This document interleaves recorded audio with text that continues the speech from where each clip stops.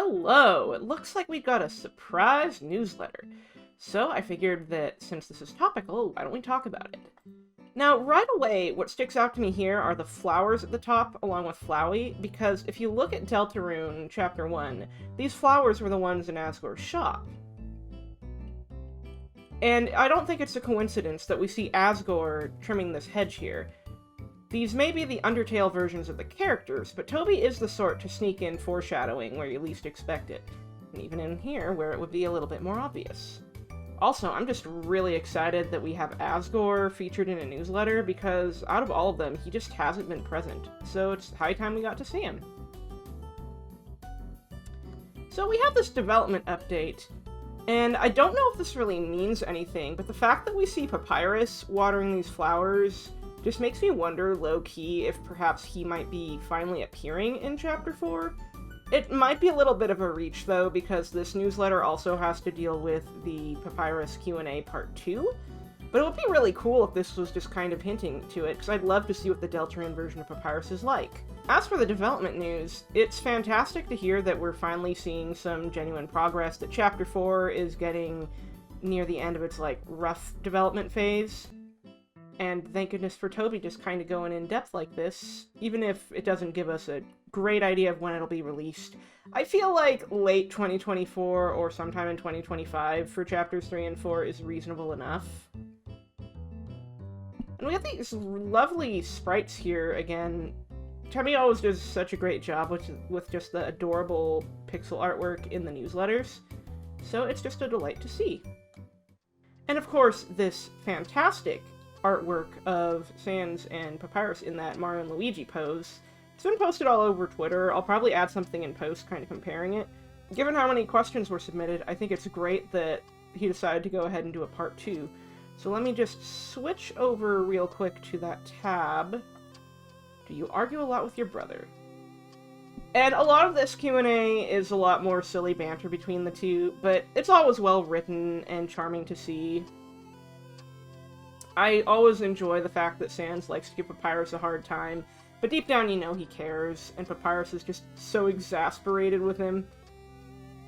I remember when I first looked over this next question here with the little tape, I was a little confused about what was going on. I was like, wait, is that a videotape or a cassette tape? But of course, it's Papyrus. You gotta have the annoying dog come in to troll him. I would love to see his famous skateboarding film, though, because it's just great to see Papyrus's passions. And it really kind of leans into that skateboarding bone from his attack. I also appreciate that Papyrus just doesn't notice the annoying dog. He's right there, has the googly eyes. And then he just kind of backs off.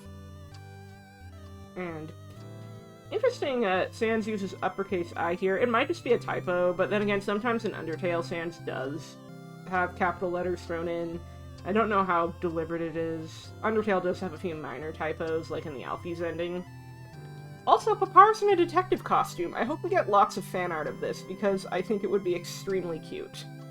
Gosh, and so happy to see Flowey acknowledged here, but one thing I find really funny is just this bit where Papyrus gets Flowey's name wrong, and then Flowey just tries to correct him, and then Papyrus gets it wrong again, and it just reminds me back in the early days of Inverted Fate during Snowden, I had this gag where Papyrus kept getting Flowey's name wrong, and I eventually dropped it just so it wouldn't get old, but that was inspired by the phone calls and the way Papyrus also didn't get Flowey's name right there. But also Papyrus. This one is just I'm trying to visualize Papyrus trying to go through, because at first, he's just kind of going in and out. But then you get more Sans trolling. And so he's just kind of standing there, and you think, oh, that's pretty normal at first. But Sans just keeps piling on the questions. And now he's just doing what I can only imagine as Skeleton Twister. Just reaching out and trying to be on everything so that he can be cool everywhere all the time.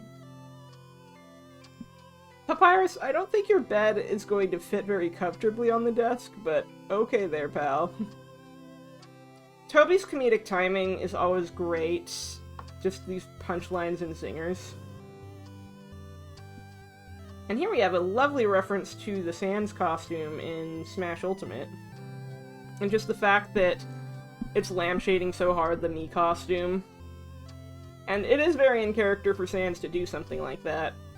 The only time we actually see him fight seriously is at the end of the murder run, and obviously that's a desperate time, and these Q&As are saying pacifist, so of course he would just be vibing. And of course, a theory of games, because we have to lampshade that after the whole Sans' Nest thing. I appreciate, too, that he took the reference to the earlier question, just to have Papyrus kind of circle back to that. But I think this one may be my favorite for the end of it.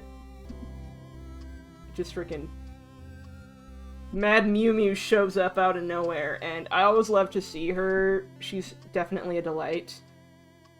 And I think it's really funny, because there was this person on Twitter who does a lot of art of Papyrus and Mew Mew, and made a tweet about how if there's interactions between these in the newsletter at all, art will happen. And so, congrats to the people who commented. You're going to get art, I assume.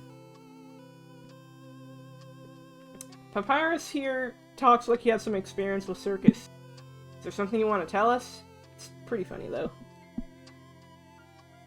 As someone who had to actually learn cursive in elementary school, it's really funny to see it kind of lampshaded here, because I don't know if schools still do this. This was like way, way back in the day.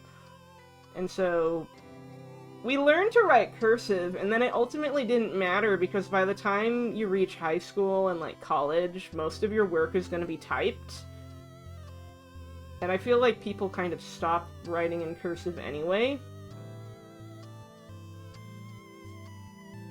And I love the kind of irony of Papyrus saying he doesn't want to be named after a writing style when he speaks in a font.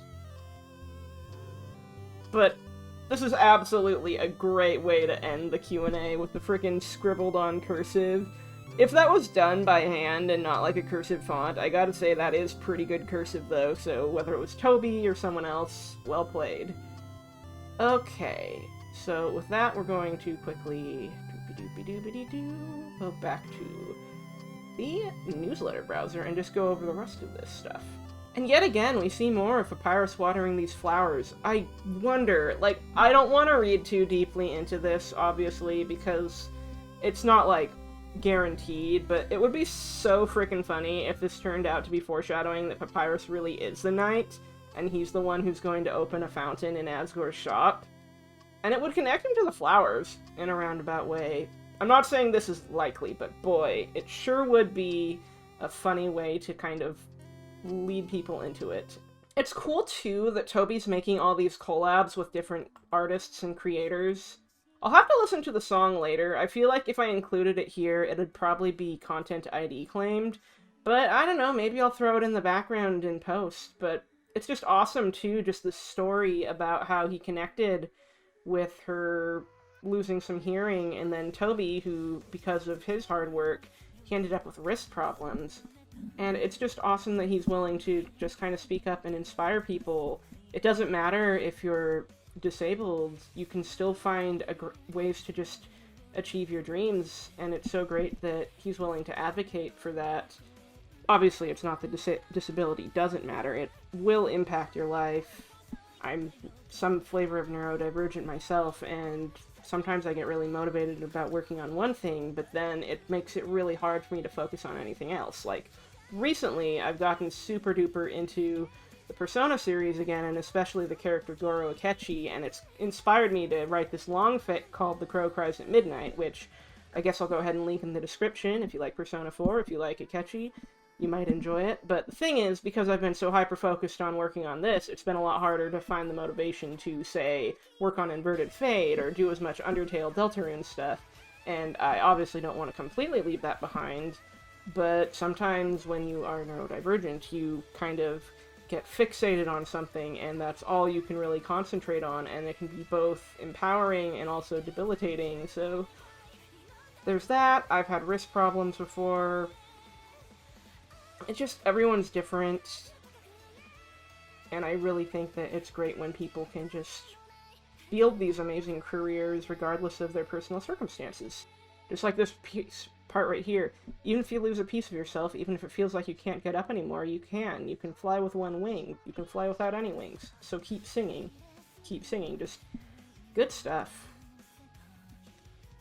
And oh, this is just so adorable seeing Mew Mew and Mettaton taking pictures with Blukey. I love, just, as I've said before, I love that Toby's just embraced Mad Mew Mew as the canon fate for the character. Even though some people will grumble about how Switch and Xbox versions and all that, but I think it makes sense that Toby would have this character end up like this even in the post-game of the PC version. And as for the conclusion, I love this. It's so funny that Sans comes in to troll them and make the hedge look like him. These animations, simple as they are in terms of frames, look great. The posing is on point. And I'm really hopeful that we get to see Asgore in Chapter 4. I think it would be fun to imagine him in a dark world. He has superhero comics and stuff, so I could totally see that kind of melding with the Flower King motifs, and we could get a really creative Dark World. Editing Dork here with a quick addition. So in the 2022 update for Deltarune, we had this screenshot here at QC's where Susie talks about Chris's family, and I feel like especially because if you open the image in New Tab, it says it's Chapter 4 Diner. That makes me think that perhaps this is more evidence toward Asgore being a central part of Chapter 4, and therefore the Asgore images in the newsletter may indeed be foreshadowing. Just thought it would be something worth bringing up because I don't want to miss out on any important details. So this has been a pretty informal, unscripted video, but thank you for joining. I'm working on a video that's kind of discussing the way leitmotifs are used to kind of work as building blocks towards main or final boss themes in some games. It's going to cover Undertale because of course I gotta talk about Undertale, but it's also going to include one of my more personal examples with Sonic Adventure 2 and the way the game builds up to Live and Learn, as well as the Pokemon Mystery Dungeon Explorers soundtrack and the Time Gears motif. So that'll probably be out either late this month or early next month. So yeah, thanks so much for coming in. Hope you'll have a fantastic weekend. I look forward to more Deltarune news, and see you around.